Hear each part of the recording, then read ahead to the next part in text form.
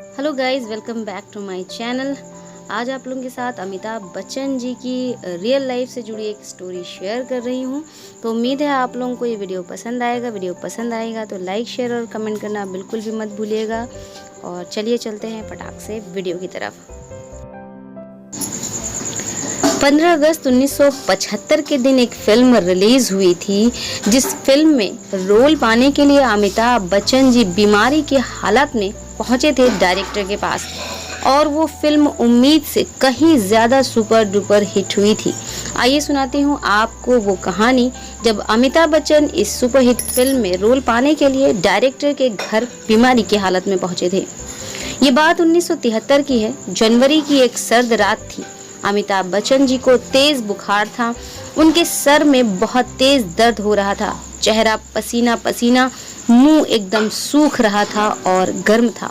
ऐसे हालात थे उस रात अमिताभ बच्चन के।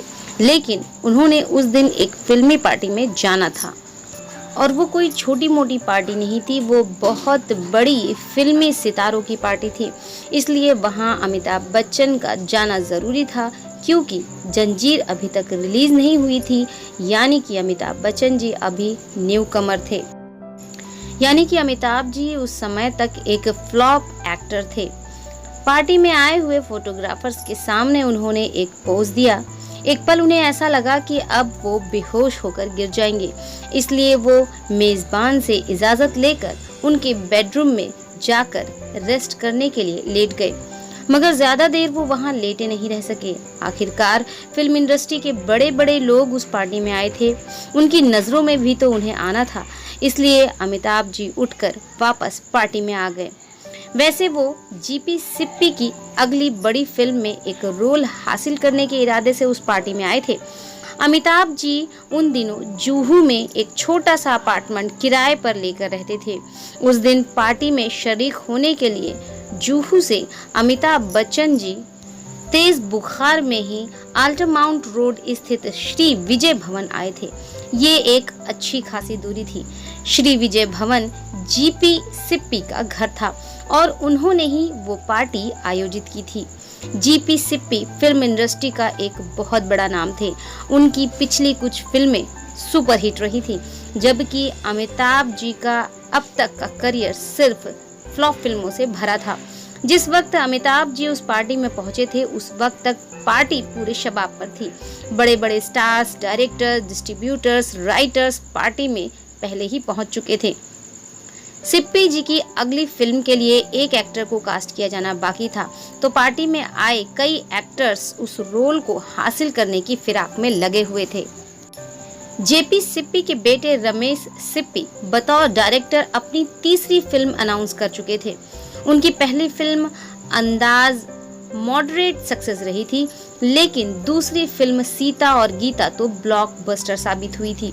सीता और गीता की सफलता ने हेमा मालिनी जी को नंबर 1 एक्ट्रेस बना दिया था। और अब एक नए प्रोजेक्ट के साथ रमेश सिप्पी हाजिर थे।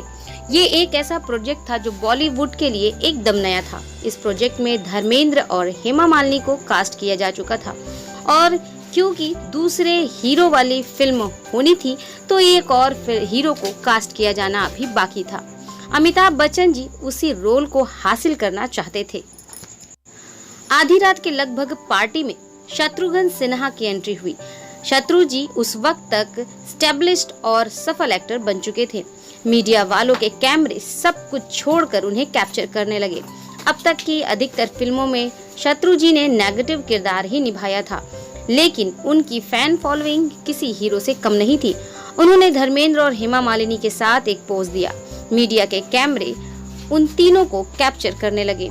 उन तीनों को देखकर एक डिस्ट्रीब्यूटर ने धीरे से रमेश सिप्पी के कान में कहा, ये ही आपकी कास्टिंग है, उस लंबू जी का सोचना भी मत। प्रतिक्रिया से रमेश सिप्पी सिर्फ मुस्कुरा दिए। पार्टी खत्म हो गई।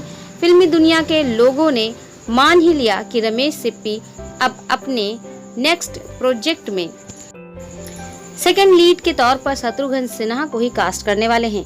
लेकिन उनके अगले प्रोजेक्ट के लेखक सलीम जावेद अमिताभ बच्चन को कास्ट करने की सिफारिश पहले ही कर रहे थे। उन्होंने ही जंजीर में प्रकाश मेहरा को अमिताभ को कास्ट करने के लिए राजी किया था। दूसरी तरफ अमिताभ बच्चन जी ने धर्मेंद्र जी से भी रमेश सिप्पी से अपनी सिफारिश करने को कहा। धर्मेंद्र जी ने रमेश सिप्पी को अमिताभ को ही कास्ट करने की बात कही, जबकि डिस्ट्रीब्यूटर्स चाहते थे कि अमिताभ को बिल्कुल भी नहीं लिया जाए। रमेश सिप्पी ने कई दिनों तक इस बात पर माथापच्ची की कि उन्हें सेकंड लीड के तौर पर शत्रुघ्न सिन्हा को लेना है या अमिताभ बच्चन को लेना चाहिए। आखिरकार उन्होंने सोचा कि शत्रु एक बड़े स्टार हैं और एक फिल्म में इतने सारे बड़े स्टार्स को कास्ट करना ठीक नहीं रहेगा, क्योंकि इतने सारे बड़े स्टार्स को कास्ट करने की वजह से शूटिंग में बहुत सी परेशानियां आ सकती हैं, क्योंकि बड़े स्टार्स के ईगो भी बड़े होते हैं भाई।